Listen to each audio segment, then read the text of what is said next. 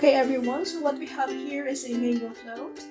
Mango float is a Filipino cake dessert made of layers of graham crackers, whipped cream, condensed milk, and ripe mango. It is chilled for a few hours. It can also be frozen to give it an ice cream-like consistency.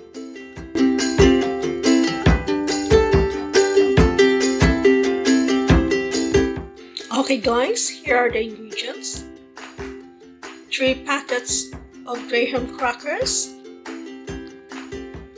2 fresh double cream, 4 pieces of ripe mangoes, salt, vanilla extract, and 1 can of sweetened condensed milk.